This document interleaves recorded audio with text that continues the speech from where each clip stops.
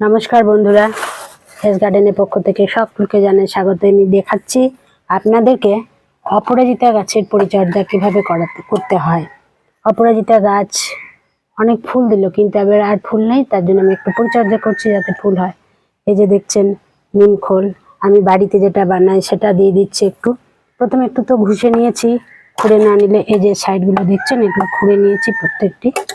তারপর জৈব সার, এই যে জৈব সার এই বাটির মধ্যে আমি রেখেছি জৈব সারটা। এই জৈব সারটা আমি দিয়ে দেবো, মিক্সড যেটা আমরা করে রাখি বাড়িতে, এটা একটু দিয়ে দেবো। আর দেবো একটু চুন, চারিদিকে একটু চুন দিয়ে দিচ্ছি। এরপর এটা খুব ভালো ফুল ফুটবে। কয়েকদিন ফুল ফুটছিল, কিন্তু এখন আর ফুল ফোটা বন্ধ হয়ে গেছে। তো বন্ধুরা, এই মিক্স জৈব সারটা দিয়েছি,